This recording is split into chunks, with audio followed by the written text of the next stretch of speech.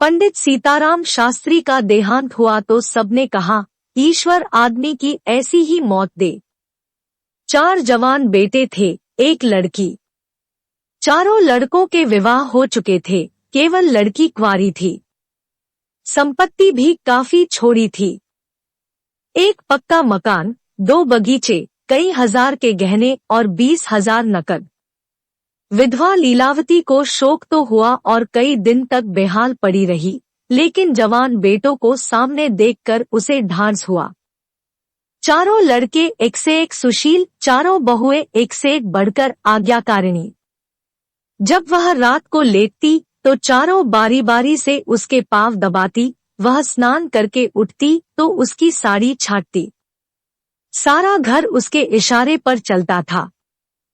बड़ा लड़का एक दफ्तर में 50 रू पर नौकर था, छोटा उमानाथ डॉक्टरी पास कर चुका था और कहीं औषधालय खोलने की फिक्र में था। तीसरा दयानाथ B.A. में फेल हो गया था और पत्रिकाओं में लेख लिखकर कुछन कुछ कमा लेता था। चौथा सीतानाथ चारों में सबसे कुशाग्र बुद्धि और होनहार था और अब की साल B.A. प्रथम श्रेणी में पास करके M.A. की तैयारी में लगा हुआ था। किसी लड़के में वह दुर्व्यसन, वह छैलापन, वह लुटावपन न था जो माता पिता को जलाता और कुल मर्यादा को डुबाता है। लीलावती घर की मालकिन थी। गो की कुंजिया बड़ी बहू के पास रहती थी। बुढ़िया में वह अधिकार प्रेम न था जो वृद्धजनों को कटु और कलहशील बना दिया करता है, किंतु उसकी इच्छा के बिना कोई बालक मिठाई तक न मंगा सकता था। संध्या हो गई थी। पंडित को मरे आज 12वां दिन था।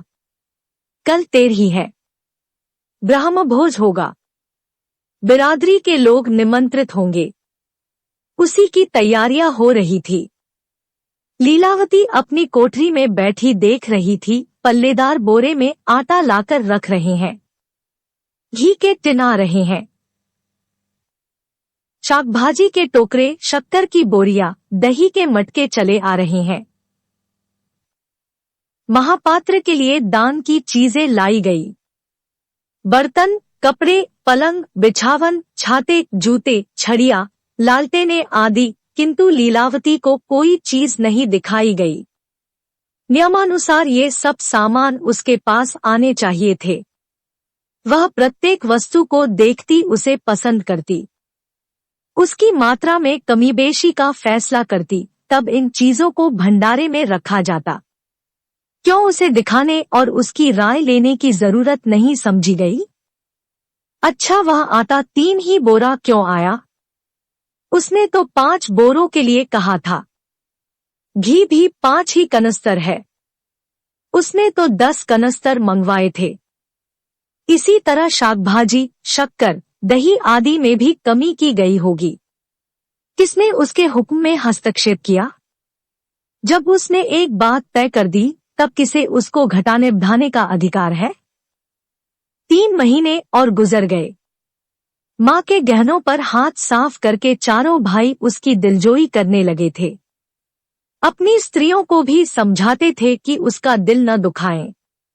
अगर थोड़े से शिष्टाचार से उसकी आत्मा को शांति मिलती है तो इसमें क्या हानि है? चारों करते अपने मन की, पर माता से सलाह ले लेते या ऐसा जाल फैलाते कि वह सरला उनकी बातों में आ जाती और हरेक काम में सहमत हो जाती।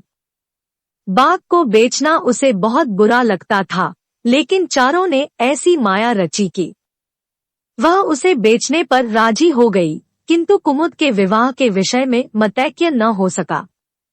मापन मुरारीलाल पर जमी हुई थी, लड़के दीनदयाल पर अड़े हुए थे। एक दिन आपस में कलह हो गई। लीलावती ने कहा, मां बाप की कमाई में बेटी का हिस्सा भी है। तुम्हें 16,000 का एक बाग मिला, 25,000 का एक मकान, 20,000 नकद में क्या 5,000 भी कुमुद का हिस्सा नहीं है? कामता ने नम्रता से कहा, अम्मा, कुमुद आपकी लड़की है तो हमारी बहन है। आप 2-4 साल में प्रस्थान कर जाएंगी, पर हमारा और उसका बहुत दिनों तक संबंध रहेगा। तब हम यथाशक्ति कोई ऐसी बात न करेंगे जिससे उसका अमंगल हो, लेकिन हिस्से की बात कहती हो तो कुमुद का हिस्सा कुछ नहीं। दादा जीवित थे तब और बात थी। वह उसके विवाह में जितना चाहते खर्च करते, कोई उनका हाथ न पकड़ सकता था, लेकिन अब तो हमें एक एक पैसे की किफायत करनी पड़ेगी। जो काम 1000 में हो जाए उसके लिए 5000 खर्च करना कहाँ की बुद्धिमानी है।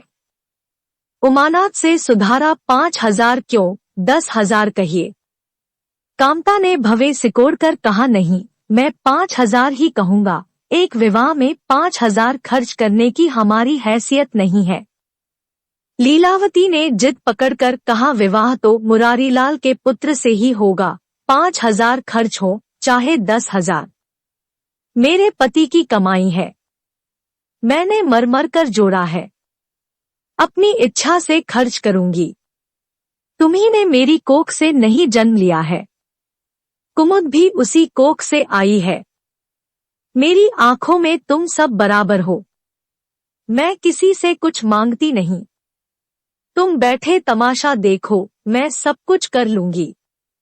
20,000 में 5,000 कुमुद का है। कामतानाथ को अब कड़वे सत्य की शरण लेने के सिवा और मार्ग न रहा। बोला, अम्मा, तुम बरबस बात बढ़ाती हो। जिन रुपयों को तुम अपना समझती हो वह तुम्हारे नहीं है। तुम हमारी अनुमति के बिना उनमें से कुछ नहीं खर्च कर सकती। लीलावती को जैसे सर्प ने डस लिया। क्या कहा? फिर तो कहना। मैं अपने ही संचय रुपए अपनी इच्छा से नहीं खर्च कर सकती। वह रुपए तुम्हारे नहीं रहे, हमारे हो गए। तुम्हारे होंगे, लेकिन मेरे मरने के पीछे नहीं, दादा के मरते ही हमारे हो गए। उमानाथ ने बेहयाई से कहा, अम्मा, कानून कायदा तो जानती नहीं, नाक उछलती है। लीलावती क्रोधविह्वल रोकर बोली, भाड़ में जाए तुम्हारा कानून। मैं ऐसे कानून को नहीं जानती। तुम्हारे दादा ऐसे कोई धन्ना सेठ नहीं थे।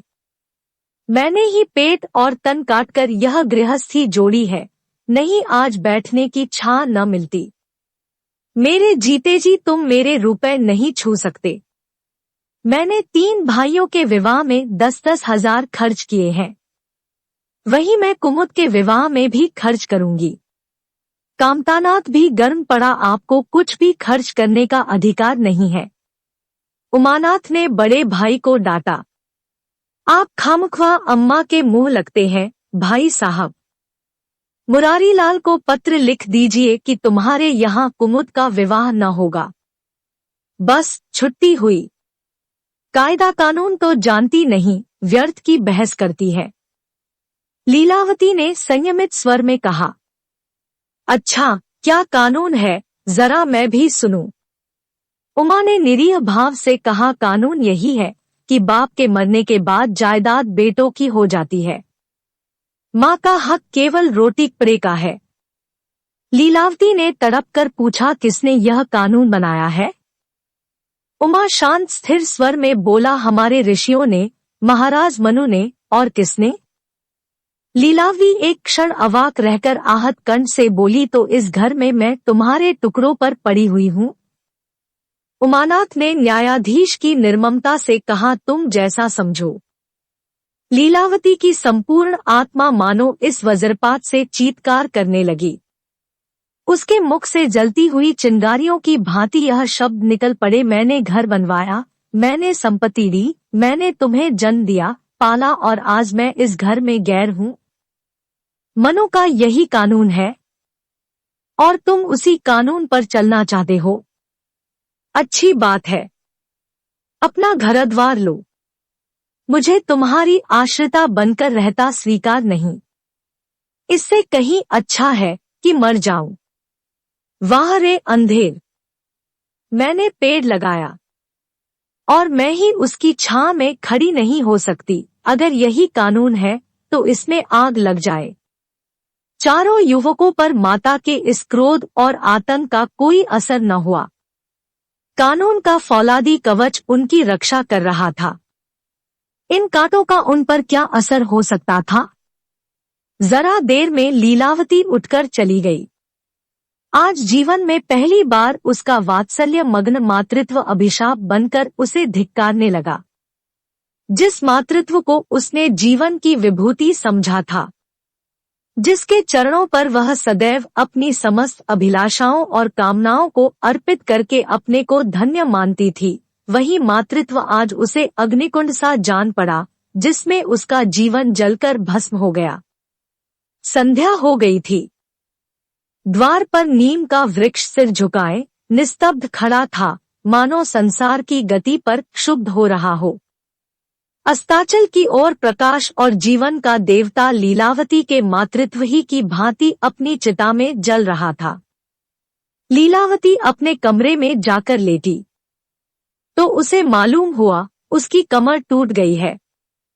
पति के मरते ही अपने पेट के लड़के उसके शत्रु हो जाएंगे, उसको स्वप्न में भी अनुमान न था। जिन लड़कों को उसने अपना हृदय रक्त पिला पिला कर पाला, वही आज उसके हृदय पर यों आघात कर रहे हैं। अब वह घर उसे कांटों की सेज हो रहा था। जहां उसकी कुछ कद्र नहीं, कुछ गिनती नहीं, वहां अनाथों की भांति पड़ी रोटियां खाए, यह उसकी अभिमानी प्रकृति के लिए असह्य था। पर उपाय ही क्या था? वह लड़कों से अलग होकर रहे भी तो नाक किसकी कटेगी। संसार उसे थूके तो क्या और लड़कों को थूके तो क्या, बदमानी तो उसी की है।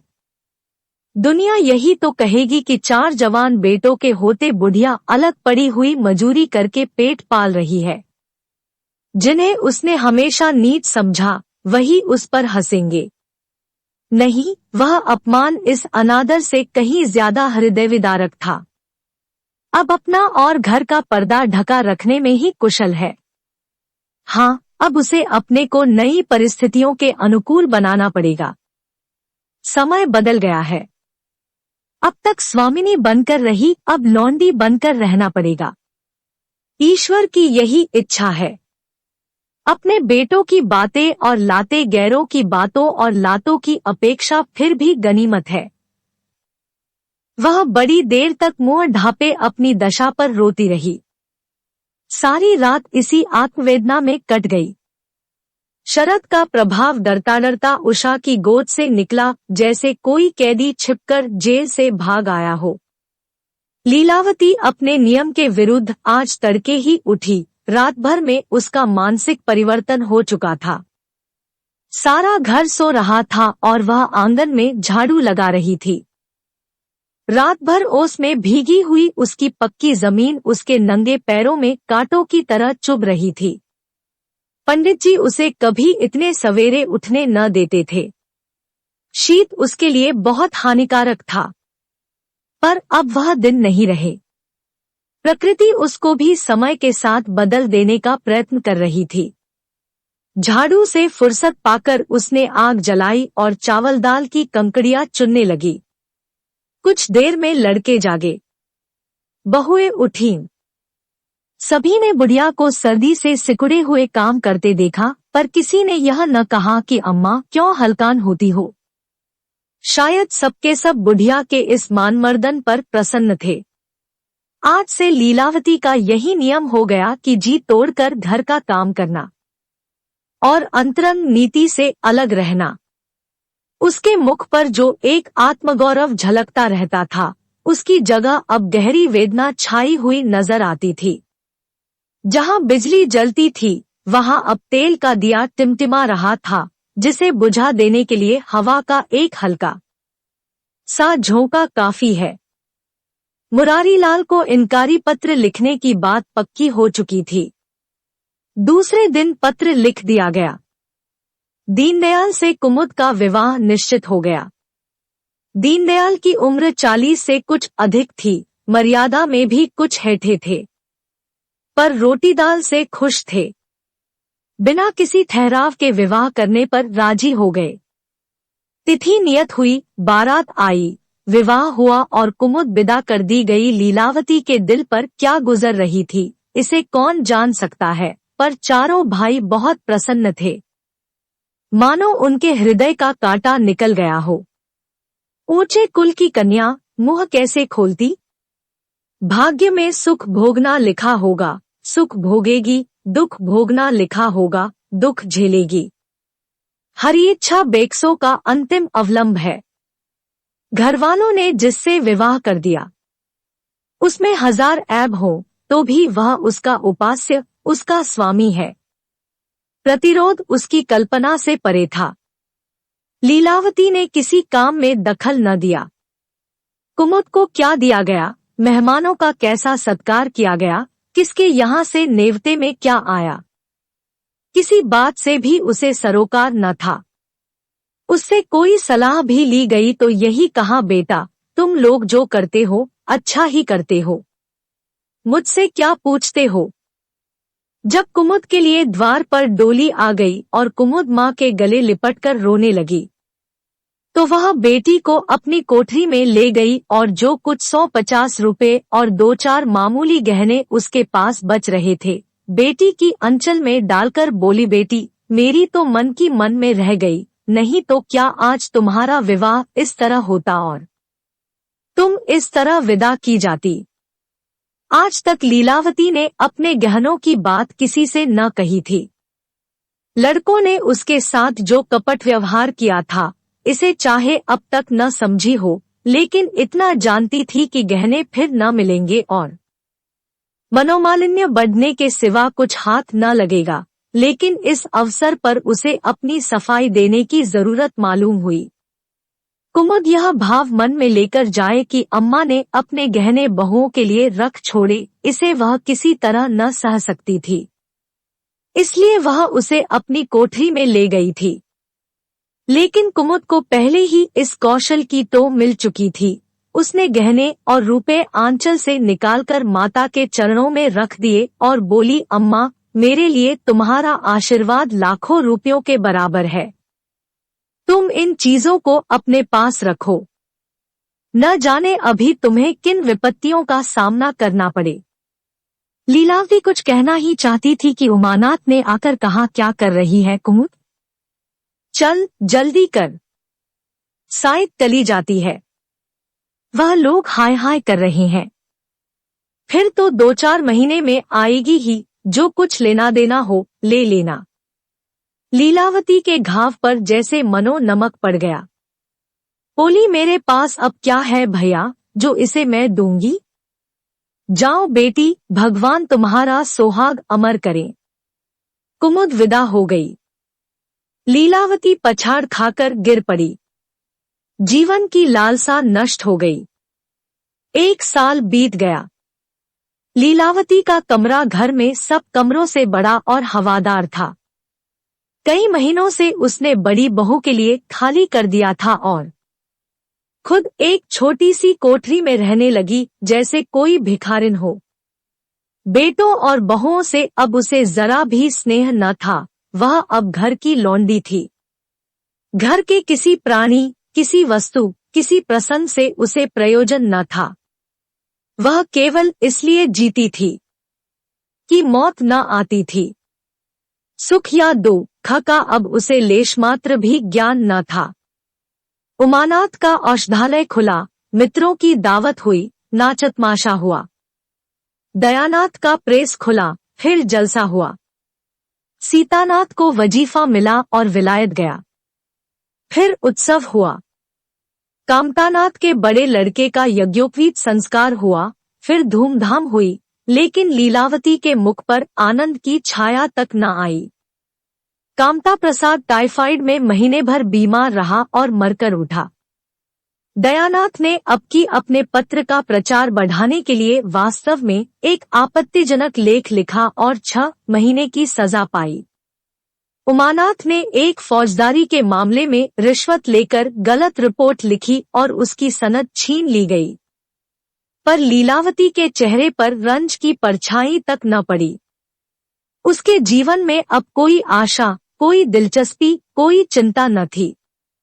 बस पशुओं की तरह काम करना और खाना, यही उसकी जिंदगी के दो काम थे।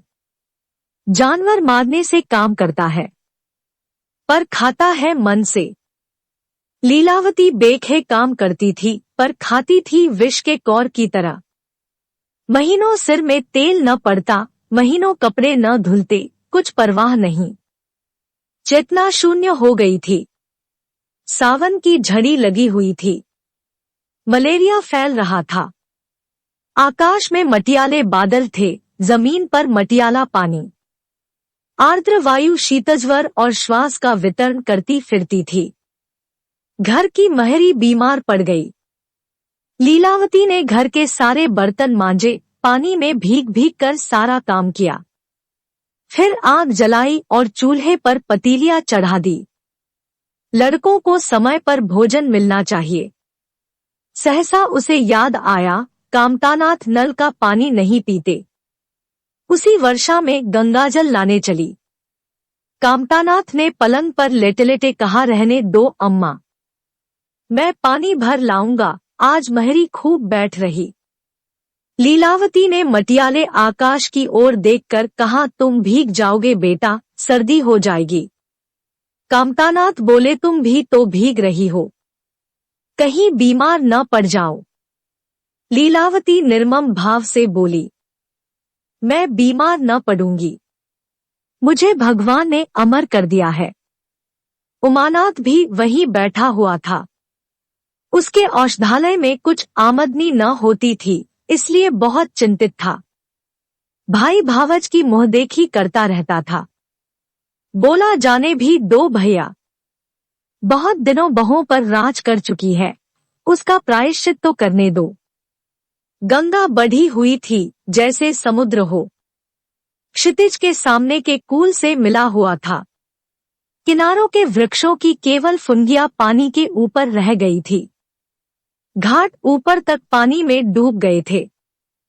लीलावती कलसा लिए नीचे उतरी, पानी भरा और ऊपर जा रही थी कि पांव फिसला। संभल न सकी, पानी में गिर पड़ी। पल भर हाथ पांव चलाए, फिर लहरें उसे नीचे खींच ले गई। किनारे पर दो चार पंडे चिल्लाए, रे दौड़ो, बुढ़िया डूबी जाती है। दो चार आदमी दौड़े भी, लेकिन लीलावती लहरों में समा गई थी, उन बल खाती हुई लहरों में जिन्हें देखकर ही हृदय कांप उठता था। एक ने पूछा, यह कौन बुढ़िया थी? अरे, वही पंडित सीताराम शास्त्री की विधवा है। सीताराम शास्त्री तो बड़े आदमी थे। हाँ थे तो, पर इसके भाग्य में ठोकर खाना लिखा था। उनके तो कई